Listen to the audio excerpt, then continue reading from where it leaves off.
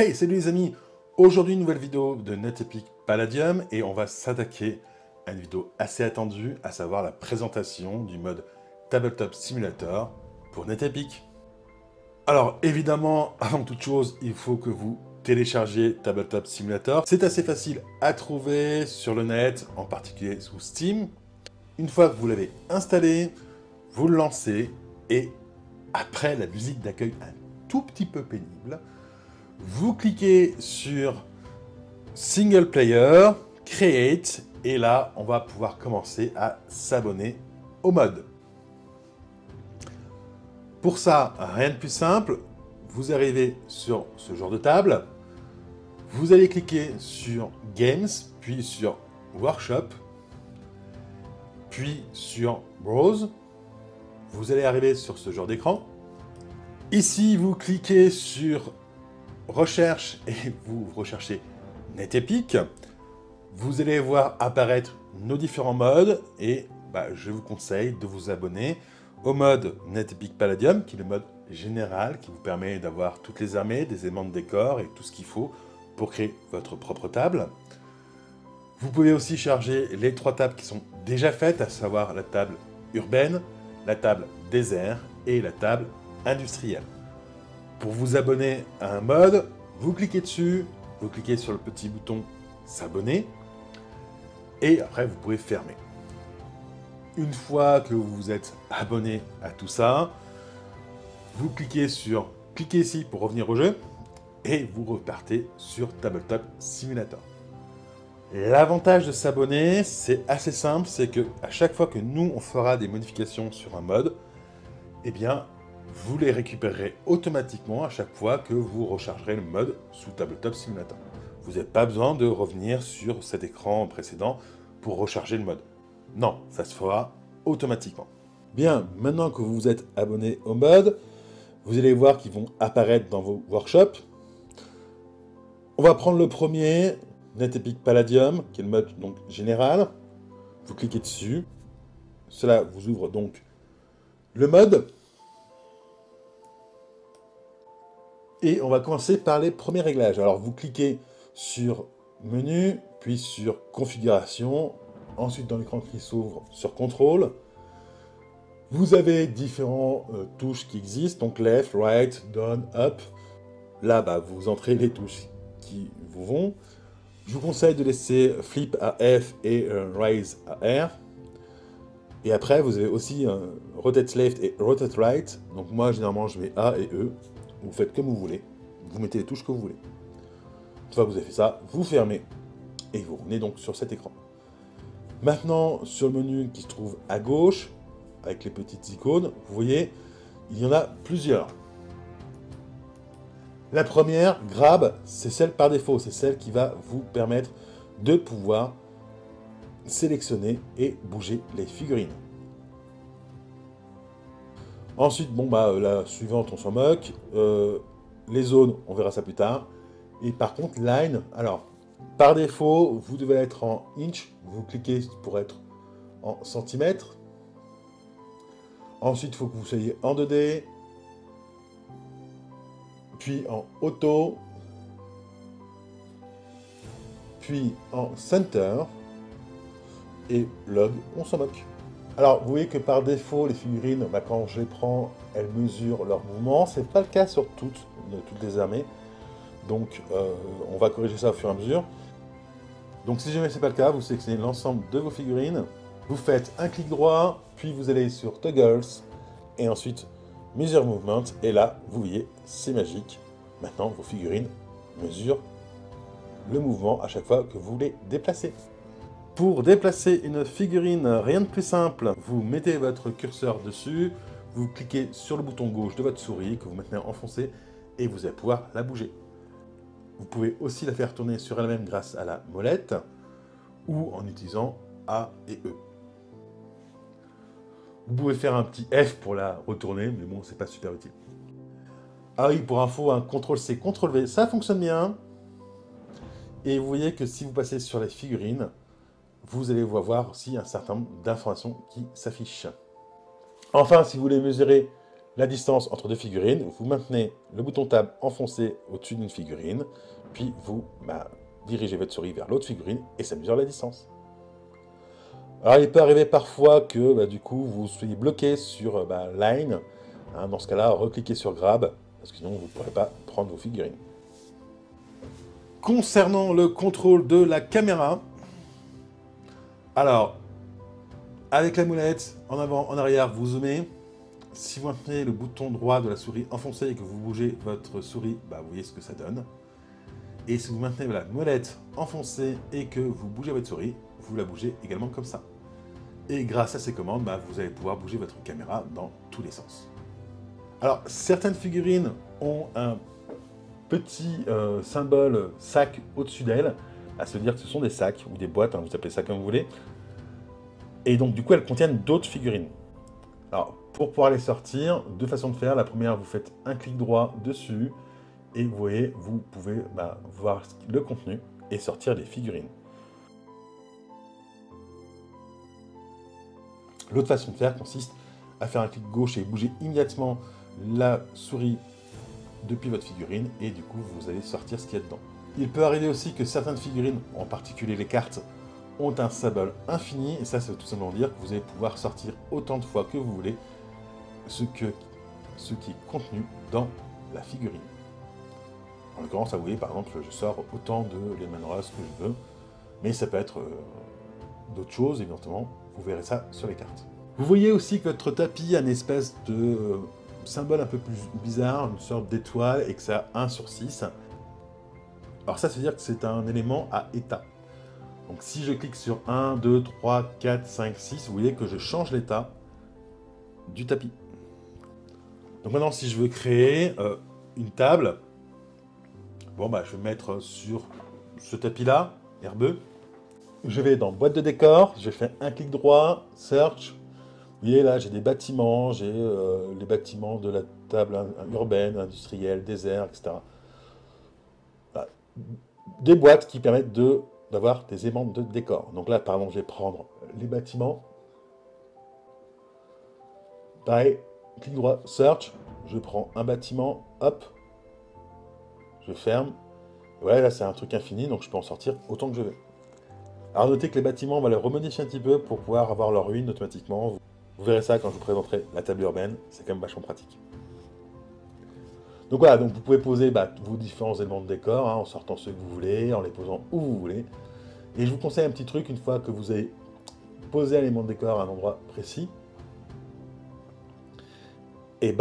vous allez pouvoir le locker, histoire qu'il ne bouge plus.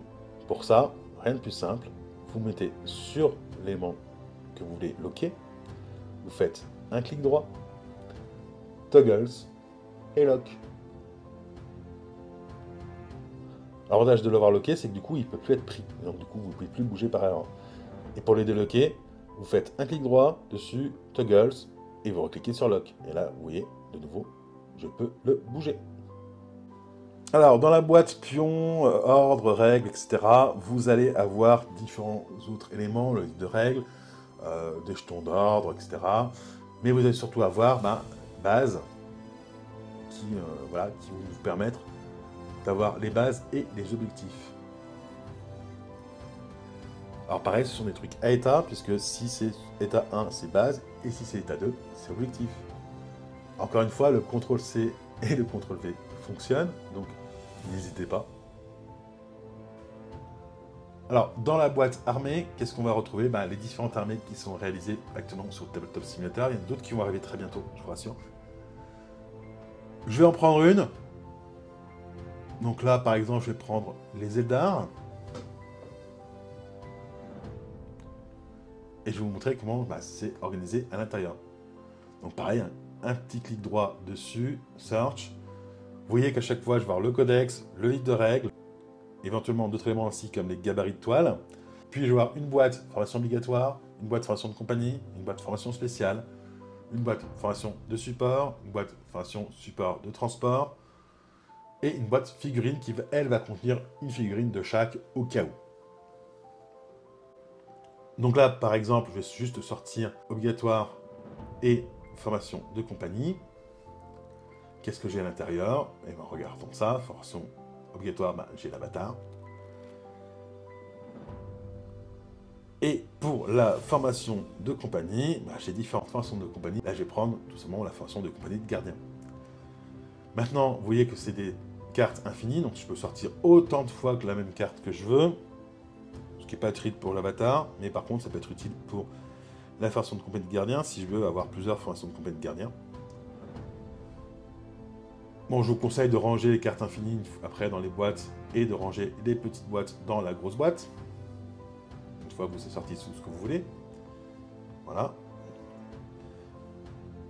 Et si on regarde le contenu de ces cartes, qui sont maintenant des sacs, vous voyez déjà que vous avez le nom de la carte, le coup en point, le point de rupture et le moral.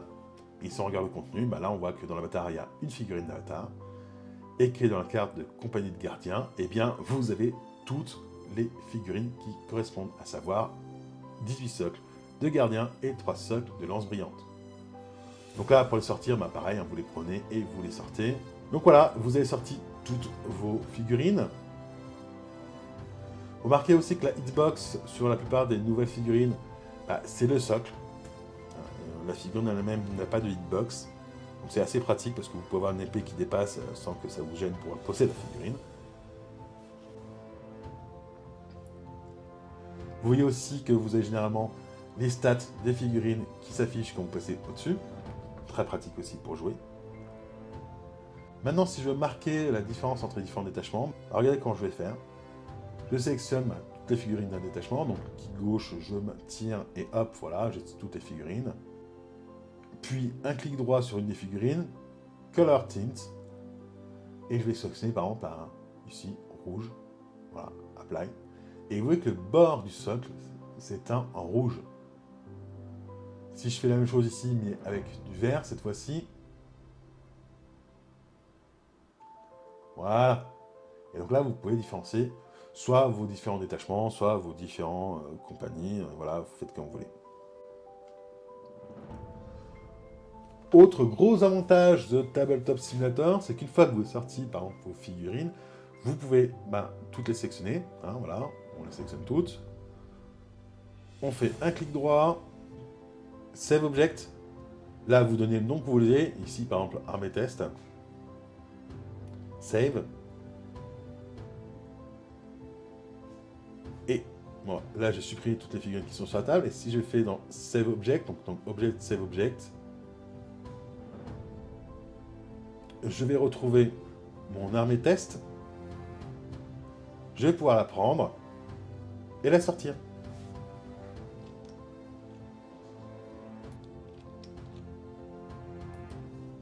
Alors, c'est vachement pratique parce que ça veut dire que vous pouvez préparer votre armée à l'avance, l'enregistrer et du coup, lors de votre partie avec votre adversaire, la ressortir immédiatement. Je vous conseille de garder les cartes. Tout simplement parce que vous voyez, ici, chaque joueur va avoir un petit plateau où il va pouvoir poser ses cartes d'armée pour pouvoir symboliser sa liste. Donc ici, vous avez à chaque fois une carte de compagnie, une carte spéciale et 5 cartes de support. Et vous pouvez poser vos cartes ici. Hein, voilà. C'est assez simple, ça vous permet de symboliser votre liste. Autre point aussi, moi ce que je vous conseille, c'est que si jamais vous perdez des figurines, plutôt que les supprimer, vous les rangez dans la carte correspondante. Alors, on prend un exemple, hein. Si vous voyez ici la carte de gardien, je mets des figurines dedans parce qu'elles ont été détruites. Et vous voyez que si je passe dessus, j'ai 10 figurines, j'ai 10 gardiens. C'est marqué 10 devant. Ce qui veut dire que j'ai 10 figurines à l'intérieur. Ce qui me permet de savoir si j'atteins le point de rupture facilement ou non. Alors maintenant, on va voir comment créer un serveur quand vous voulez créer une partie. Pour ça, rien de plus simple. Une fois que vous êtes sur le menu d'accueil, vous faites non plus Create Single Player, mais Create Multiplayer. Vous allez donner un nom à votre serveur. Bon, là, ici, Netepic Palladium. Un mot de passe, ici Toto. Alors, je me suis mis en public. Vous choisissez le mode que vous voulez. Là, je vais sélectionner tout simplement le mode urbain. Il sera la table urbaine. Et après, votre adversaire n'aura plus qu'à joindre le serveur en utilisant le nom du serveur et le mot de passe associé. Alors je vous conseille au début de passer en noir, donc en Game Master. Donc pour ça, tout simplement, vous cliquez sur votre pseudo, vous faites Change Color et vous sélectionnez noir. Quand votre adversaire va arriver, vous cliquez sur son pseudo et vous lui mettez bleu par exemple. Hein. Puis vous faites aussi un promote, donc vous faites pareil, un clic sur son pseudo, puis promote, pour qu'il puisse avoir assez de droits pour copier une figurine par exemple, ou en supprimer. Alors, pourquoi se mettre en noir au départ? Vous voyez que vous avez des zones un peu translucides, bleu et rouge, d'accord? En fait, ce sont des zones cachées. C'est-à-dire que le joueur rouge ne verra que ce qui est à l'intérieur de la zone rouge et pas à l'intérieur de la zone bleue, et réciproquement. Et en tant que Game Master, vous voyez tout. Or, quand vous allez devoir poser les objectifs, il faut être capable de voir les bâtiments qui se trouvent dans la zone de déploiement adverse. Et donc, pour ça, le plus simple, effectivement, c'est que vous passez en noir, votre adversaire, vous le placez en bleu, vous voyez toutes les zones, lui ne va voir que les zones bleues. Par contre, ce que vous allez faire, c'est que vous allez sélectionner zone, hidden, vous cliquez sur votre zone rouge, voilà, vous choisissez bleu, et du coup vous la transformez en zone bleue, et du coup votre adversaire, il verra aussi ce qui se passe sous la zone qui était avant rouge, mais qui maintenant est bleue. Donc vous allez pouvoir placer les bases, les objectifs tranquillement. Hein. On va prendre un exemple. Ici, là par exemple, j'ai placé tous mes objectifs et toutes mes bases, et vous voyez très bien que les joueurs voient tout à la fois. Vous, parce que vous êtes en noir, et votre adversaire, parce qu'il est en bleu et que les deux zones sont bleues. Une fois que les objectifs ont été placés, vu qu'on va commencer le déploiement, il faut quand même éviter que les deux joueurs voient la zone de déploiement adverse. Donc pour ça, rien de plus simple, vous resélectionnez zone, hidden, vous resélectionnez votre zone, et vous allez sélectionner rouge, comme ça, votre adversaire ne verra plus votre zone de déploiement. Et vous passez de noir à rouge en tant que couleur. Et comme ça, vous ne voyez pas sa zone à lui. Alors vous voyez, hein, ici je prends l'exemple, quand je suis en bleu, je ne vois pas les figurines qui sont dans la zone rouge, alors que quand je suis en rouge, je les vois. A noter que j'ai aussi mis une zone qui couvre un peu derrière, en fait, tout simplement parce que vous allez pouvoir poser vos figurines cachées derrière la table. Comme ça, votre adversaire ne sait pas quelle figurine vous venez de prendre pour la poser à tel endroit. Hein, voilà. Une fois que le déploiement des deux joueurs a été fait, eh ben, vous resélectionnez Hidden, Zone, vous sélectionnez deux zones de déploiement, vous appuyez sur Sup pour suppression, et vous supprimez du coup les deux zones. Et voilà. Alors regardez bien les deux petites carrés là qui sont là, les deux petites zones carrées, elles vont vous servir pour les ordres, on va voir ça tout de suite. Donc justement, comment est-ce qu'on va donner des ordres? Pour chaque ordre, vous avez un sac infini, donc tir appuyé, avance et charge, les deux joueurs ont la même chose. Alors évidemment, si vous prenez un ordre d'avance ici, que vous le mettez là, votre adversaire peut voir que vous venez prendre un ordre d'avance, donc c'est pas super pratique. Et c'est ce à quoi sert cette zone. Vous allez mettre des ordres dans cette boîte, donc je mets généralement un charge, un avance et un tir appuyé. Voilà, donc là je vais repasser en rouge. Vous voyez que mon adversaire ne les voyait pas, moi je les vois. Pour les retourner, je les sélectionne tous et j'appuie sur F. Donc là, on voit qu'ils sont face visible. Et du coup, ce que je vais faire, c'est que je vais prendre l'ordre que je veux donner. Je fais CTRL-C, CTRL-V. Voilà. Je rappuie sur F pour le retourner, qu'il soit face cachée. Puis je prends l'ordre et je le mets au détachement que je veux. Et vu que mon adversaire n'a pas vu quel ordre j'ai copié, puisque c'est dans ma boîte invisible, il ne sait pas quel ordre j'ai donné.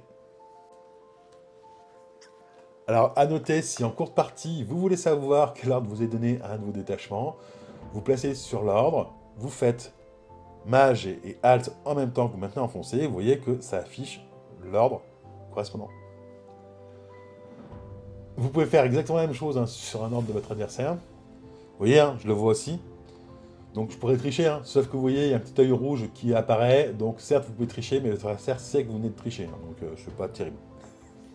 Pour les dés, vous avez un sac de dés infini rouge, votre adversaire a un sac de dés infini bleu, donc vous pouvez en sortir autant que vous voulez, et pour les lancer, bah, vous pouvez soit les prendre comme un bourrin et les balancer sur la table, pour les faire rouler, voilà, soit les sélectionner et juste appuyer sur la touche R. Et voilà, c'est un peu moins bourrin. À noter que si vous passez sur un dé, vous voyez que ça affiche son score. Et si vous sélectionnez l'ensemble des dés, ça affiche la somme. Là, pour les dés de localisation, si on veut mieux voir ce que ça donne, vous mettez au-dessus, vous appuyez sur Alt, et vous voyez que ça affiche ce à quoi ça correspond. Une autre façon de jeter des dés, c'est d'utiliser le générateur de dés. Alors, pour ça, imaginons que je vais jeter 11 dés, là vous voyez, j'ai ici plus 1, plus 5, plus 10, moins 1, moins 5, moins 10. Voilà, je vais en jeter 10, je pars de 1, donc je fais 2 fois plus 5, moins 1, j'arrive bien à 10, et je clique sur Nouveau dé. Là, ça me jette un certain nombre de dés, bah, les 10 hein, du coup. Hein. Et vous voyez que bah, ça affiche le résultat, alors même si ce dé-là il est un peu bancal, hein, Tabletop fait parfois des blagues, vous voyez que bah, ça affiche le résultat qui est 6, voilà, tout simplement. Alors faites attention, si jamais vous voulez relancer un dé, là si vous appuyez sur R, vous relancez tous les dés. Donc si vous relancez juste certains dés, vous cliquez à côté pour désélectionner, puis vous passez sur chacun des dés et vous faites un R. Là par exemple je relance les 1. Maintenant je veux savoir si j'ai touché. Hein, donc imaginons que je touche sur des 4+, je double-clique sur le 4+, qui est là, et ça ne garde que les dés qui ont fait une réussite. C'est quand même vachement pratique. A l'inverse, hein, si je voulais voir pour les sauvegardes, imaginons que je fasse une sauvegarde à 5+, là ce qui m'intéresse, c'est pas les sauvegardes qui ont réussi, mais celles qui ont raté. Donc je double-clique sur le 5+, et là je ne garde que les sauvegardes ratées. Alors sur les bâtiments, vous voyez que sur la table urbaine et les autres tables d'ailleurs, vous avez des états. Donc c'est-à-dire que vous pouvez 1 ou 2, et si j'appuie sur 2 sur un bâtiment, j'obtiens sa ruine. 1, j'ai le bâtiment, 2, la ruine.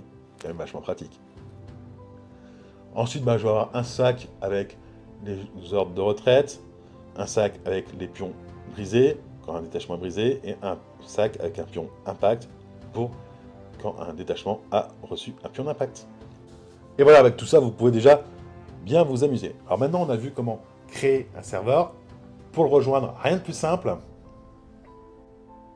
Au lieu de faire create, vous faites join. Vous allez rentrer le nom du serveur correspondant. Vous cliquez sur connect pour vous connecter au serveur, vous rentrez le mot de passe et vous allez effectivement arriver sur le serveur. Alors à noter que la première fois que vous chargez un mode, ça va prendre un peu de temps, tout simplement parce qu'il va charger toutes les figurines du mode. Mais une fois que vous l'avez fait, l'avantage, c'est que les fois suivantes, ça ira plus vite.